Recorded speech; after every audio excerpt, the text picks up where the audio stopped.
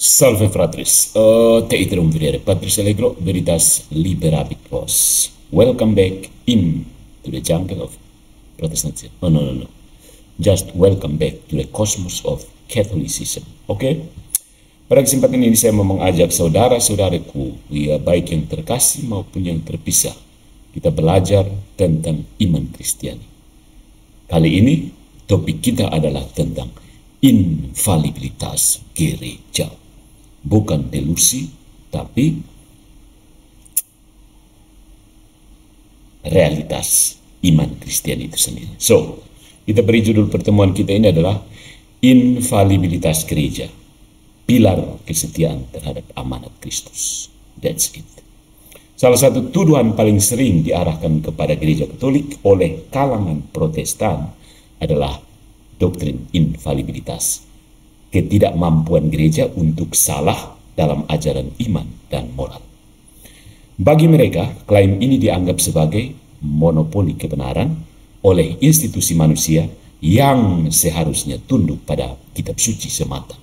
Prinsip sola scriptura bahwa hanya kitab suci yang menjadi norma iman menjadi fondasi keberatan Protestan. Mereka menuduh bahwa dengan menegaskan infalibilitas, gereja Katolik telah menempatkan dirinya di atas firman Allah, bahkan menyingkirkan otoritas kitab suci. Akan tetapi saudaraku terpisah maupun terkasih, keberatan semacam ini jika ditelusuri secara historis dan logis, berdiri di atas asumsi yang rapuh.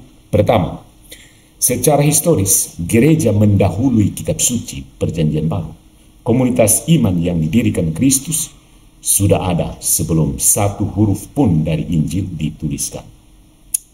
Kanon kitab suci baru dirumuskan secara definitif pada abad keempat melalui konsili ekumenis. So, gereja bukanlah produk kitab suci, melainkan sebaliknya. Kitab suci lahir, dirawat, dan diakui di dalam gereja. Santo Agustinus menegaskan hal ini dengan tajam. Ego vero evangelio non crederem, nisi me catholicae ecclesiae commoveret auctoritas. Aku tidak akan percaya Injil in dalam bahasa Latinnya kalau bukan karena otoritas gereja Katolik yang mendorongku untuk percaya. Agustinus menuliskan hal ini dalam Contra Epistolam Manichaei, bab 5 ayat 6. Nah, yang kedua, secara logis, jika infalibilitas ditolak, maka tafsir kitab suci akan jatuh ke tangan setiap individu. Konsekuensinya, masing-masing orang berhak mengklaim kebenaran pribadi. Inilah paradoks Protestan. Mereka menolak infalibilitas gereja, tetapi tanpa sadar mengklaim infalibilitas tafsir mereka sendiri. Luther sendiri menulis bahwa setiap orang Kristen berhak menilai dan menghakimi doktrin. Dikerjakannya dalam karyanya Weimar Ausgabe, bab 10 ayat 2, halaman 217. Dari sinilah muncul fragmentasi tak berujung. Dari Lutheranisme ke Calvinisme, Zwinglianisme, Anglikanisme, Patris Allegronisme, hingga ribuan denominasi kontemporer. Pertanyaannya, the question is, apakah Kristus sungguh menghendaki sebuah Babel rohani dengan ribuan tafsir yang saling bertentangan? Protestan bilang iya, begitu kakak. Yang ketiga, secara teologis, infalibilitas bukanlah privilege gereja, salah, melainkan janji Kristus sendiri. Kepada para rasul dia berkata, roh kebenaran akan memimpin kamu ke dalam seluruh kebenaran. Yohanes bab 16 ayat 13. Dan aku menyertai kamu senantiasa sampai akhir zaman. Matius 28 ayat 20. Kalau janji ini ditolak, saudara-saudari, maka seluruh misi gereja menjadi impossible, tidak mungkin. Bagaimana kebenaran Kristus dapat tetap murni selama 2000 tahun tanpa ada jaminan ilahi terhadap kesesatan? Kita tidak bisa melihat di Protestan karena doktrinnya baku naik satu sama lain. Tidak bisa diharapkan. Ya. Jadi pendeta-pendeta boleh teriak-teriak, tapi saudara bisa bro, di sebelah bilang, oh lu salah. So my friends, Diskursus tentang infalibilitas tidak sekedar menyentuh perbedaan dogmatis antara Katolik dan Protestan, melainkan menyentuh fondasi epistemologis iman Kristiani itu sendiri. Ya, apakah kebenaran iman dijaga oleh sebuah otoritas yang dijamin Roh Kudus, ataukah dibiarkan tercerai-berai dalam tafsir manusia yang rapuh dengan modal podcast YouTube dan kutipan scholars ala kadarnya?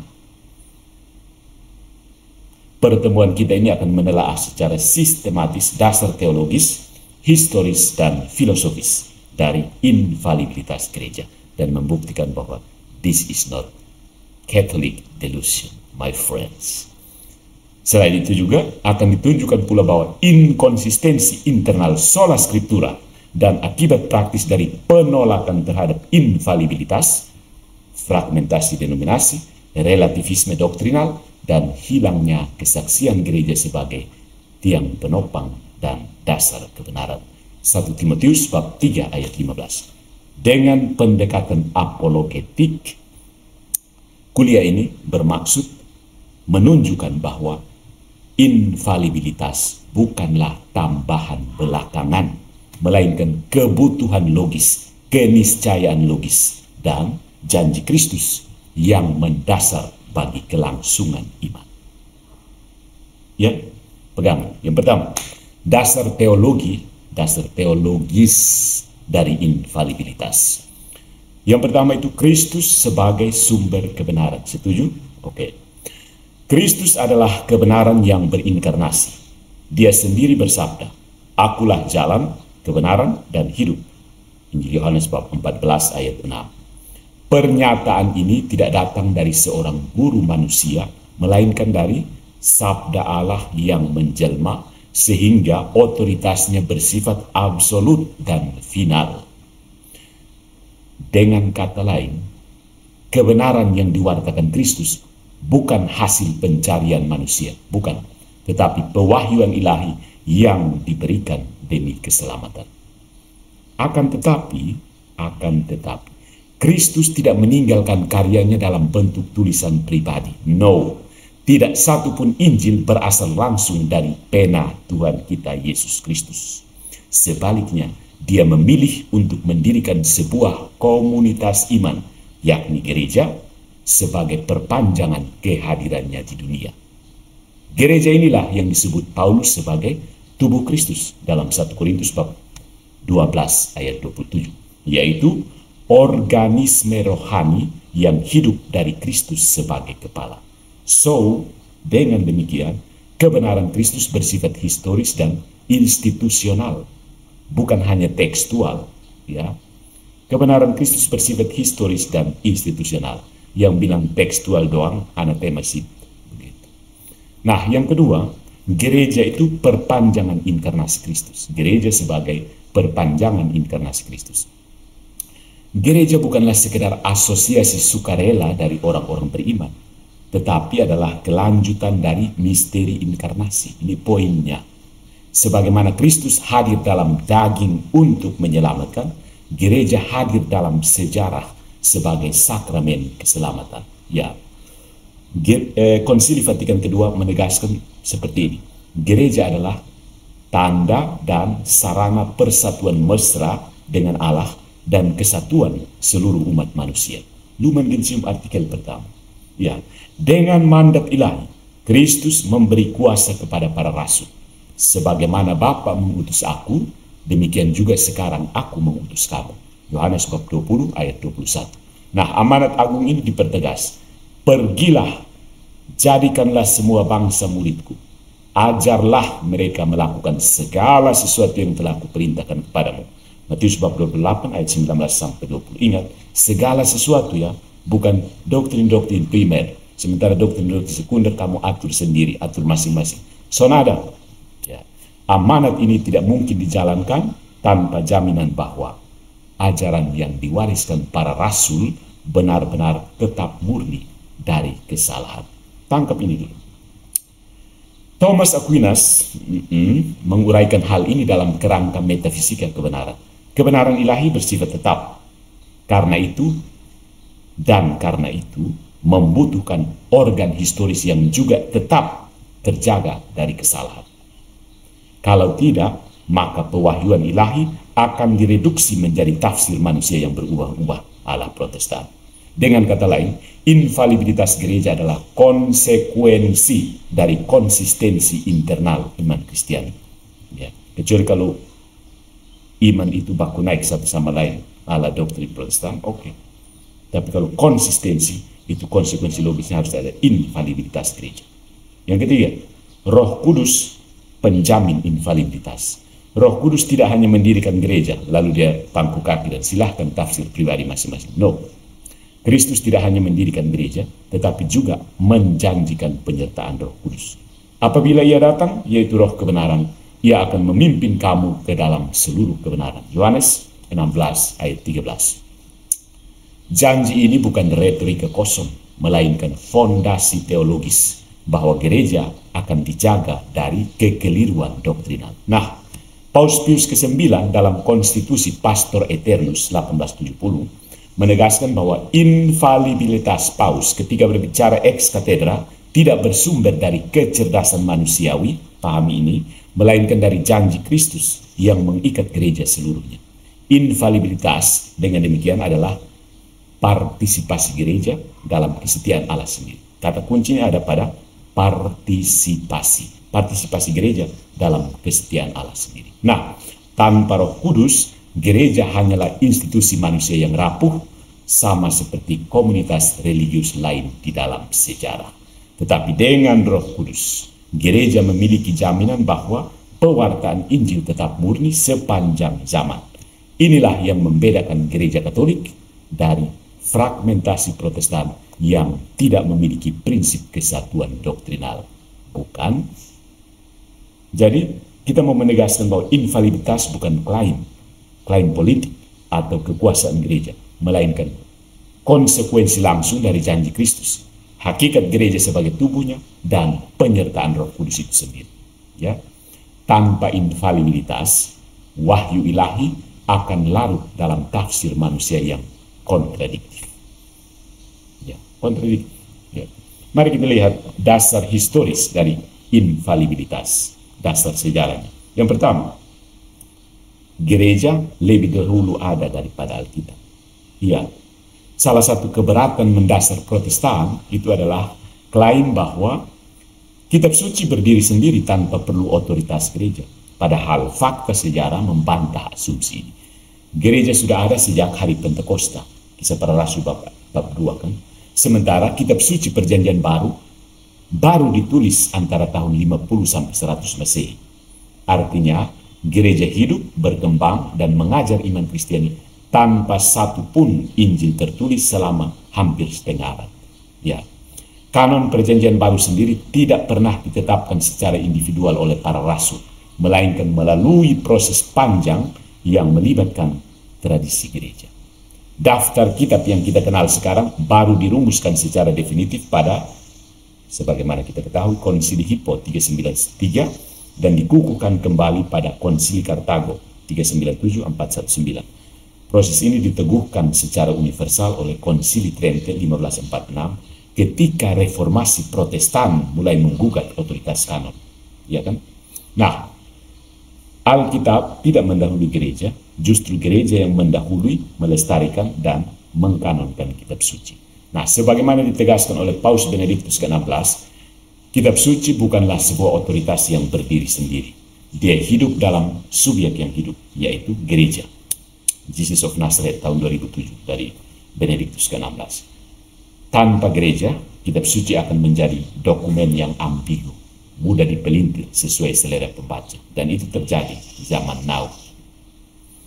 Mari kita lihat penolakan terhadap klaim Protestan. Protestan seringkali mengklaim bahwa mereka memiliki firman Allah yang murni dalam kitab suci tanpa perlu mengakui otoritas gereja. Ya, secara historis klaim ini sebenarnya mustahil. Mustahil, impossible. Bagaimana mungkin orang tahu bahwa Injil Markus otentik, sedangkan Injil Thomas atau Injil Yudas bukan? Jika bukan karena gereja yang membedakannya. Tanpa magisterium, umat beriman akan hanyut dalam banjir tulisan apokrif yang marak pada abad-abad pertama. Father Lionel Franca, SC, menegaskan hal ini. Gereja tidak didirikan atas dasar Injil, tetapi Injil ditulis untuk gereja dan dipercayakan kepada gereja untuk dijaga. Ya. Maka tuduhan Protestan bahwa gereja Katolik memonopoli kebenaran justru berbalik. Ya. Tanpa gereja, mereka bahkan tidak tahu mana kitab suci yang benar. Ya. Kemudian Bapak Gereja tentang otoritas gereja, patristik, patres, patrologi. Sejumlah kesaksian para Bapak Gereja mendukung prinsip ini. Santo Irenaeus dari Lyons tahun 202 dalam Adversus Hereses menekankan bahwa kebenaran iman hanya dapat dijaga melalui suksesi apostolik dalam gereja. Di mana gereja, di sana roh Allah. Dan di mana roh Allah, di sana gereja serta segala rahmat. So, kebenaran tidak dijamin oleh kitab suci yang ditafsir secara bebas, melainkan oleh gereja yang memeliharanya dalam kesatuan Roh Kudus. Ini penting. Kemudian Santo Agustinus lebih keras lagi pada tahun 430 itu, dia menyatakan seperti ini, aku tidak akan mempercayai Injil kalau bukan karena otoritas gereja Katolik yang mendorongku. Itu dalam Contra Epistolam Manichaeum. Pernyataan ini secara eksplisit sebenarnya menolak gagasan sola scriptura. Agustinus menegaskan bahwa justru gerejalah yang memberikan legitimasi pada kitab suci, bukan sebaliknya, berdasarkan motiva credibilitatis. Ya. Nah, secara historis maupun patristik, gereja memiliki posisi unik sebagai mater et magistra, ibu dan guru iman. Tanpa infalibilitas, gereja akan menjadi sekedar asosiasi manusia yang rentan salah tafsir. Dan itu nyata di Protestan. Gereja akan menjadi sekedar asosiasi manusia yang rentan salah tafsir. Dan kitab suci akan tereduksi menjadi bahan bakar bagi fragmentasi doktrinal. Meledak begitu. Meledak dengan fragmentasi doktrinal. Ya kan? Nah, kita menegaskan bahwa infalibilitas bukanlah ciptaan belakangan, melainkan konsekuensi historis dari peran gereja yang mendahului kitab suci, menjaga kanon, dan dijamin oleh Roh Kudus melalui kesaksian para bapak gereja. Berikutnya mari kita lihat krisis dari sola scriptura dan free examination, pertimbangan pribadi, pemeriksaan pribadi. Free examination dari Martin Luther. Luther dan paradoks infalibilitas pribadi. Reformasi Protestan abad ke-16 itu menandai lahirnya prinsip sola scriptura, sebuah inovasi doktrin yang menyatakan bahwa hanya kitab suci menjadi otoritas tertinggi iman. Martin Luther bahkan menulis seperti ini, setiap orang Kristen dan masing-masing secara individu berhak menilai dan menghakimi doktrin. Weimar Ausgabe. Ya. Nah, pernyataan ini tampaknya membebaskan umat dari otoritas gereja. Kelihatan seperti membebaskan umat dari otoritas gereja, tapi secara implisit justru menempatkan setiap individu pada posisi sebagai otoritas tertinggi. Jadi ketika Anda menolak otoritas gereja, Anda menempatkan diri sendiri sebagai otoritas tertinggi. Berhala begitu. Paradoks ini tidak dapat dihindarkan. Ketika gereja yang diinstitusikan Kristus ditolak, maka infalibilitas berpindah ke tangan setiap pembaca Alkitab. Ya. So, Protestan menolak infalibilitas gereja, tetapi diam-diam mengklaim infalibilitas pribadi. Ya. Inilah kontradiksi mendasar yang menjadi sumber fragmentasi doktrinal berikutnya. Jadi, orang kalau tidak setuju dengan infalibilitas MIM, ya tinggal buka cabang baru. Kasih nama gereja XY yang murni dan tidak bernoda. Begitu. Berikutnya ada fragmentasi Protestan sebagai bukti empiris. Ya. Hanya beberapa dekade setelah reformasi, perbedaan tafsir di antara para tokohnya menjadi nyata. Ini bukan omong-omong. Luther menafsir perjamuan kudus secara realis, konsubstansiatio. Sementara Zwingli menolak kehadiran nyata Kristus dan menafsirkannya secara simbolis. Calvin mengambil posisi antara dan Melanchthon menambahkan suasana lain. Oh, tuh, ini Roh Kudus kan? Roh Kudus kau suruh dong bakalais, yang baku gigit di situ. Siapa yang menang baku gigit berdatang menghadap Patres Allegro. Sementara itu, Anglikanisme mencampurkan tradisi Katolik dengan reformasi Protestan, dan kaum Anabaptis menolak baptisan bayi yang dipertahankan oleh Lutheran dan Calvinis. Baku naik sembarang di situ, hanya gara-gara sola scriptura, gara-gara menolak otoritas gereja, menolak infalibilitas gereja, akhirnya mengangkat diri sebagai infalibel. That's the contradiction of Protestantism. Begitu. Ada seorang penulis bernama Christopher Rasperger pada tahun 1577 itu. Dia mencatat lebih dari 200 interpretasi berbeda di kalangan Protestan hanya untuk kalimat singkat hoc est corpus meum, inilah tubuhku. Kalimat singkat ini saja ada 200 tafsiran berbeda, makan sudah. Begitu ya. Itu gara-gara sola scriptura ya, gara-gara mau menolak infalibilitas dan otoritas. Rasperger itu pada tahun 1557, itu baru berapa tahun ya. Itu sudah lebih dari 200 tafsir yang berbeda untuk kalimat singkat hoc est corpus meum, dalam bahasa Latin artinya inilah tubuhku. Kalau sebuah teks sesingkat hoc est corpus meum itu dapat menghasilkan ratusan tafsir, maka wajar jika seluruh tubuh doktrin Kristen di tangan tafsir bebas akhirnya melahirkan ribuan denominasi. Saat ini data menunjuk bahwa terdapat lebih dari 30.000 denominasi Protestan di seluruh dunia dengan ajaran yang kerap saling bertentangan. Oke. Tunjukkan, Pak bisa lihat, tunjukkan itu 33.000, hitung sendiri. Kau yang bertanggung jawab, kau yang memecah diri, suruh saya yang hitung lagi. Nah, pertanyaannya sederhana namun mendesak. Apakah Kristus sungguh menghendaki kekacauan Babel rohani seperti ini? Di mana setiap orang atau setiap komunitas dapat mendirikan gereja baru hanya berdasarkan tafsir pribadi? Protestan bilang, iya, kami baca begitu, nah. Itu ada ayat, nah. Sonada, tipu-tipu. Mari kita lihat kritik filosofis terhadap sola scriptura. Sola scriptura saya sudah bilang tidak logis, tidak historis, tidak biblis. Secara filosofis, saudara-saudari, sola scriptura runtuh karena melanggar prinsip non-kontradiksi Aristoteles. Kebenaran tidak bisa sekaligus A dan bukan A. Jika satu kelompok menyatakan bahwa Ekaristi adalah tubuh Kristus secara nyata, sementara kelompok lain menegaskan bahwa itu hanya simbol, keduanya tidak mungkin benar sekaligus. Salah sekaligus iya, tapi benar sekaligus mustahil. Tapi dalam kerangka sola scriptura, keduanya tetap mengklaim berdasarkan Alkitab. Kan ada ayatnya, saya hanya murni membaca Alkitab, saya tidak menafsir. Tapi kok baku naik satu sama lain?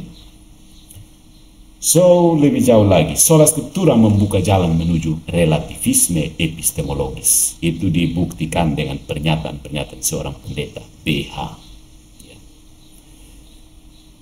Kalau setiap orang bisa menafsir kitab suci sesuka hati, maka kebenaran iman menjadi subjektif. Dalam prakteknya, ini berarti setiap individu menjadi paus bagi dirinya sendiri, infalibel untuk dirinya sendiri. So, doktrin yang lahir untuk membebaskan umat dari klaim otoritas Roma justru menjebak mereka dalam otoritarianisme subjektif yang lebih keras dan lebih ekstrim. Otoritas diri sendiri. Infalibilitas gereja ditolak, maka lahirlah infalibilitas pribadi. Ekstrim bro. Ya. Tanpa infalibilitas gereja, sebuah kitab yang secara ontologis infalibel, kitab suci sebagai firman Allah, tidak memiliki fungsi praktis karena berada di tangan manusia yang falibel. Father Lionel Franca yang tadi dikutip itu merumuskan dengan tajam, sebuah kitab yang infalibel tidak berguna di tangan manusia falibel yang menafsir seenaknya. Ya. Nah, kita sudah menegaskan bahwa sola scriptura bukan hanya rapuh secara historis, tetapi juga inkonsisten secara logis dan tentu saja tidak biblis. Ya. Hasilnya terlihat nyata, fragmentasi, kontradiksi, dan kehilangan kesatuan iman yang seharusnya menjadi tanda umat Kristus. Ut unum sint. Untuk lebih jelas, mari kita lihat analogi hukum dan tata tertib. Mari kita lihat analogi dengan sistem hukum. Ya. Dalam kehidupan masyarakat kita, hukum adalah sarana menjaga keteraturan. Ya. Tapi tidak ada negara yang menyerahkan undang-undang begitu saja kepada rakyat untuk ditafsir sesuai selera masing-masing, bukan? Bayangkan jika setiap warga diberi kebebasan mutlak untuk menafsirkan hukum pidana atau perdata menurut pemahamannya sendiri. Hasilnya adalah kekacauan. Pembunuhan bisa ditafsirkan sebagai hak asasi, pencurian bisa dianggap sebagai redistribusi, dan perjanjian hukum kehilangan maknanya. Karena itu, setiap negara memiliki otoritas yudisial, hakim, pengadilan, dan mahkamah yang berfungsi menafsirkan hukum secara sah konsisten, dan mengikat. Ya. Kalau hukum manusia yang relatif sederhana saja memerlukan otoritas penafsir resmi, apalagi hukum ilahi yang jauh lebih tinggi dan menyangkut keselamatan kekal. Di sini terlihat bahwa prinsip infalibilitas gereja bukan sesuatu yang aneh atau otoriter, melainkan kebutuhan logis, keniscayaan logis. Hukum ilahi yang tertulis dalam kitab suci memerlukan mahkamah rohani yang berwenang untuk menafsirkan, menjaga, dan menerapkannya secara konsisten sepanjang zaman, ya kan? Nah, gereja sebagai mahkamah rohani, ini analoginya di situ. Gereja Katolik melalui magisterium, yakni otoritas mengajar, berfungsi persis seperti itu. Paus bersama para uskup yang bersatu dengannya menjalankan peran sebagai magister. Magister artinya guru dalam bahasa Latin. Dan para magister ini dijamin oleh Roh Kudus untuk menjaga ajaran tetap setia pada Kristus. Ingat, ajarannya tetap setia pada Kristus, orangnya mungkin bisa rentan berdosa. Konsili-konsili ekumenis adalah contoh nyata bagaimana gereja bertindak sebagai mahkamah agung rohani yang memutuskan persoalan iman dengan infalibilitas yang berasal dari janji Kristus. Nah, Thomas Aquinas menegaskan bahwa kebenaran ilahi tidak dapat dibiarkan tanpa penjaga, bro. Dalam Summa Theologiae, dia menulis bahwa Roh Kudus diberikan kepada gereja untuk menjaga agar iman tetap murni. Ad universalis ecclesiae doctrinam pertinet Spiritus Sanctus, qui est Spiritus veritatis, qui assistit ecclesiae ut in veritate permaneat.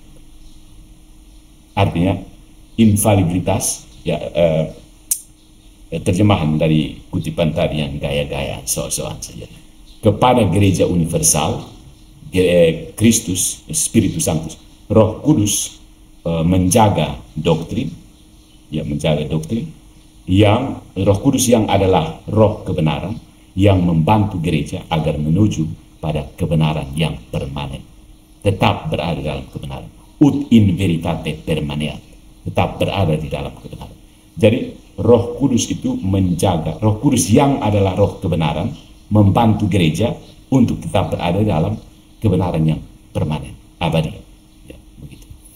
Artinya infalibilitas bukanlah hasil kalkulasi politik, bukan, tetapi buah dari penyertaan Roh Kudus yang secara ontologis diperlukan demi kelangsungan iman. Ya. Berikut mari kita lihat konsistensi ajaran gereja versus relativisme Protestan. Selama 2000 tahun, gereja Katolik berhasil menjaga kesatuan ajaran iman inti, Tritunggal, Kristologi, sakramen, dan moral dasar. Meski menghadapi tantangan dari dalam maupun luar, gereja tetap mempertahankan garis ajaran yang konsisten. Sebaliknya dalam dunia Protestan, kita menyaksikan denominasi yang lahir, pecah, lalu melahirkan pecahan baru hanya karena tafsir berbeda atas ayat tertentu. Perbedaan ini bukan sekedar perbedaan metodologi, melainkan konsekuensi dari ada atau tidak adanya mahkamah penafsir. Tanpa magisterium yang infalibel, hukum ilahi jatuh ke tangan opini pribadi yang tidak memiliki jaminan kebenaran selain teriak-teriak di depan kamera dan mikrofon YouTube. Itu bukan jaminan kebenaran. Jadi, kita sudah memperlihatkan bahwa infalibilitas gereja bisa dimengerti bahkan oleh akal sehat sehari-hari, common sense. Sama seperti masyarakat sipil membutuhkan otoritas hukum untuk menafsir dan menegakkan aturan, demikian pula gereja membutuhkan otoritas infalibel agar hukum Kristus tidak dipelintir oleh tafsir individual yang kontradiktif. Nah, mari kita lihat konsekuensi praktis dari menolak infalibilitas. Ya, apa yang terjadi kalau kamu menolak infalibilitas? Apa yang terjadi kalau kamu seperti De King Gadas misalnya, yang melakukan penolakan terhadap infalibilitas? Yang pertama, ya sudah pasti, kekacauan doktrinal. Menolak infalibilitas berarti membuka pintu bagi tafsir bebas. Terserah Anda, kan? Dampaknya segera terlihat pada ranah doktrin fundamental. Contoh, sakramen baptisan. Dalam gereja Katolik, baptisan bayi dipraktikkan sejak masa para rasul. Lihat Kisah Para Rasul bab 16 ayat 15 dan ayat 33. Tapi dalam dunia Protestan, baptisan bayi ditolak oleh Anabaptis dan berbagai denominasi lain, sementara Lutheran, Calvinis, dan Anglikan tetap mempertahankannya. Apakah kebenaran tentang baptisan bersifat relatif sesuai pilihan denominasi? Maybe, kata Protestan, yes. Ya. Hal serupa terjadi pada Ekaristi. Kristus berkata, "Hoc est corpus meum." Inilah tubuhku. Matius bab 26 ayat 26. Tapi tafsirnya terpecah. Lutheran mempertahankan kehadiran nyata Kristus, consubstantiatio. Calvinis menafsir secara spiritual. Zwinglian hanya melihatnya sebagai simbol. Itu baru mereka masih dalam Katolik loh. 3 orang ini masih Katolik. Sementara, tapi karena sudah mulai menolak otoritas. Sementara Katolik sejak awal mengajarkan transubstansiasi. Jika sola scriptura benar, mengapa dari satu teks lahir ajaran yang saling baku naik? Fakta ini membuktikan bahwa kitab suci tanpa otoritas infalibel tidak cukup menjaga kesatuan ini. Kemudian, kehilangan otoritas moral. Ini konsekuensinya. Konsekuensi berikutnya adalah erosi otoritas moral. Tanpa magisterium yang infalibel, ajaran moral berubah mengikuti arus zaman. Misalnya, kita ambil contoh.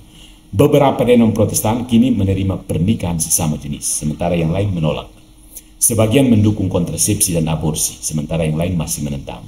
Ada yang menolak kepemimpinan perempuan dalam pelayan, sementara yang lainnya mengangkat pendeta dan uskup perempuan. Fragmentasi ini menimbulkan kesan bahwa moral Kristiani hanyalah produk opini sosial ternyata, ya, bukan kebenaran ilahi yang kekal. Padahal Kristus tidak datang untuk menyerahkan iman dan moral ke tangan survei opini, melainkan untuk menegakkan veritas liberalis, kebenaran yang memerdekakan. 8:32 Injil Yohanes.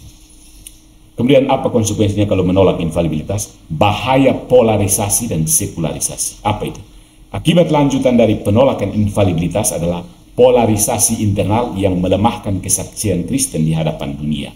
Gereja yang terpecah tidak lagi tampak sebagai tubuh yang satu, melainkan sebagai arena perdebatan teologis tanpa ujung. Ya kan, sejak pertama Patus Allegro tampil, banyak orang mengatakan, Anda tampil nanti orang bilang apa, orang tertawa kita. Ya, itu fakta, bahwa Protestan terpecah-pecah, jadi orang akan menertawakan ketika saya menunjukkan. Ya, perdebatan teologis tanpa ujung, karena menolak infalibilitas, selesai. Debat sampai kiamat, saudara, karena tidak ada penyelesaian. Ya.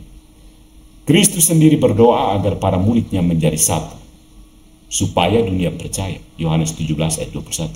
Jika kesatuan iman hancur, maka kesaksian kepada dunia juga kehilangan kredibilitas. Ya. Tapi lebih dari itu, fragmentasi doktrin ini membuka jalan bagi sekularisasi.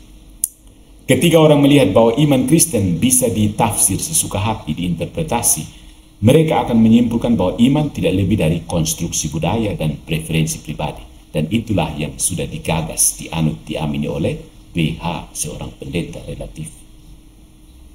Ya.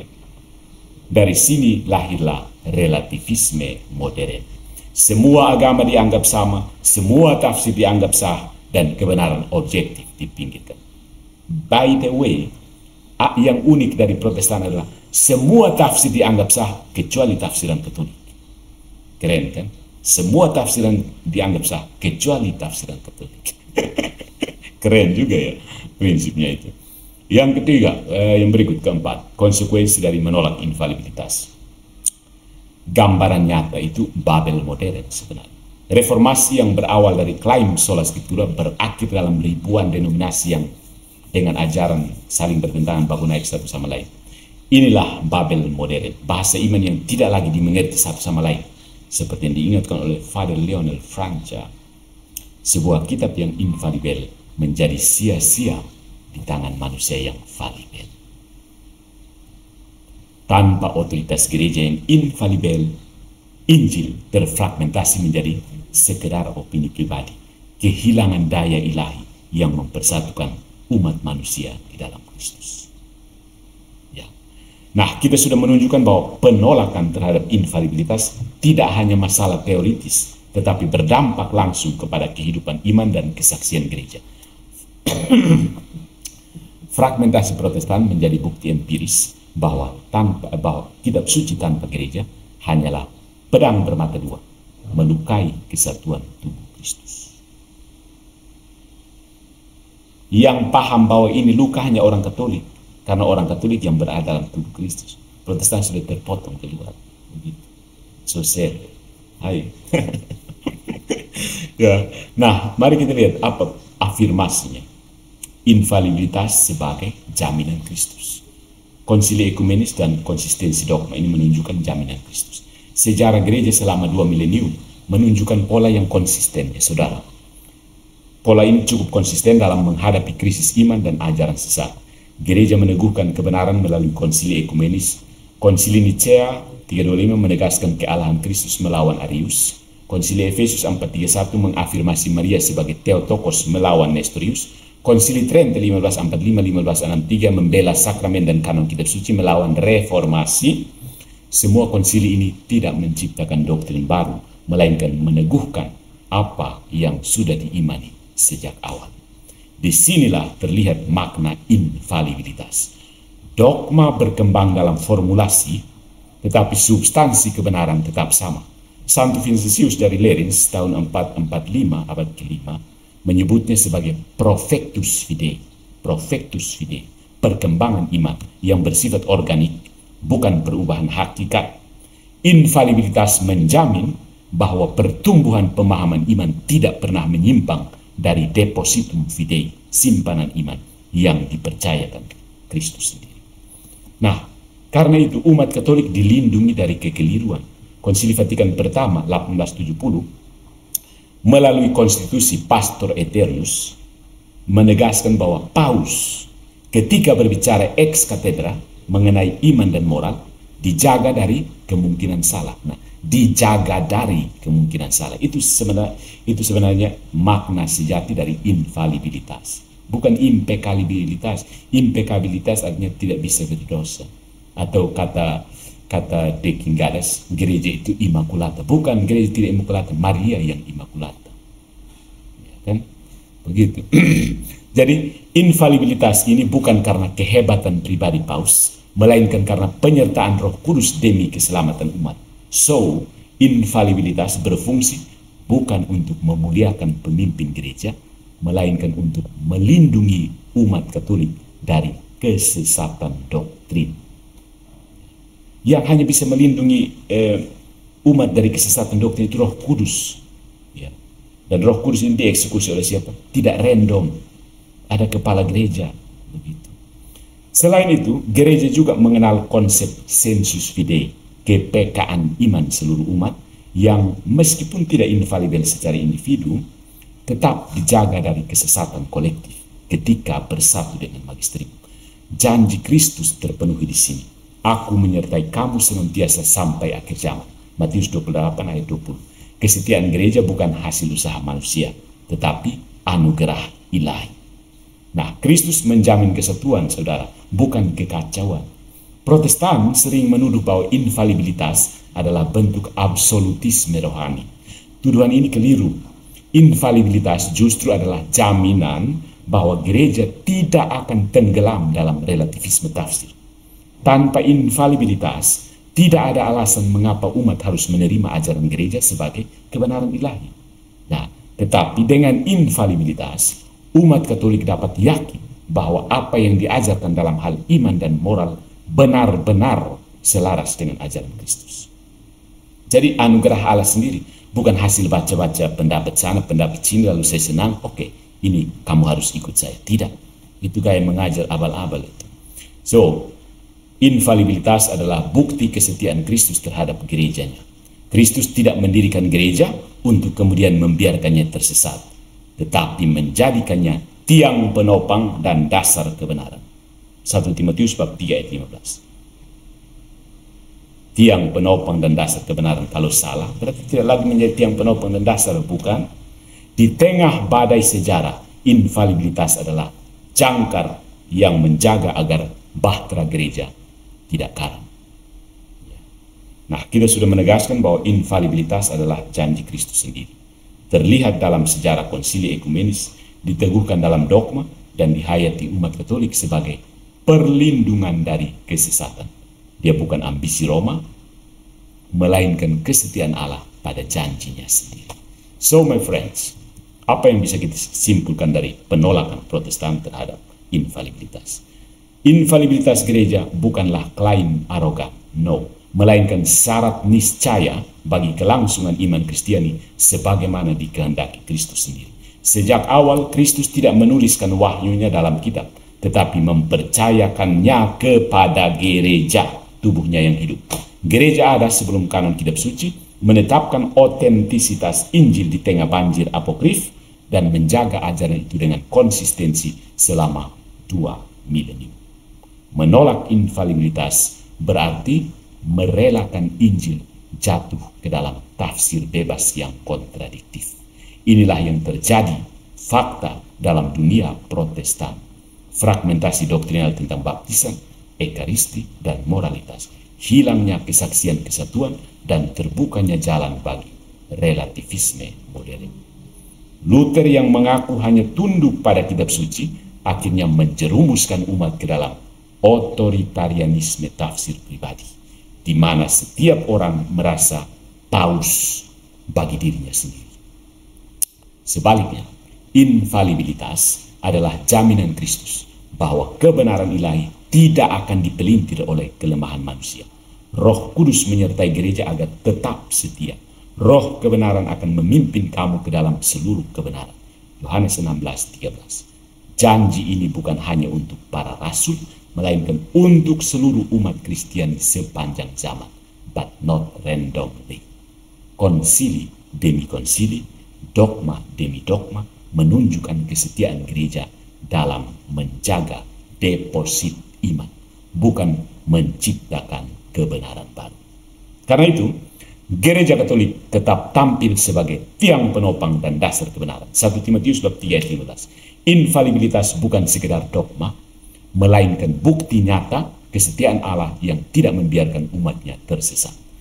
Di tengah Babel rohani akibat fragmentasi tafsir, gereja tetap berdiri sebagai mercusuar yang menuntun umat menuju kepenuhan kebenaran Kristus. So, ketika Anda menolak infalibilitas paus, pilihannya adalah menerima semua orang infalibel, kacau, artinya semua orang bisa benar. Kalau semua orang bisa benar, artinya tidak ada yang benar dan tidak ada yang salah, tidak ada benar dan tidak ada salah. Relativisme bodoh. Follow for more into the cosmos of Catholicism.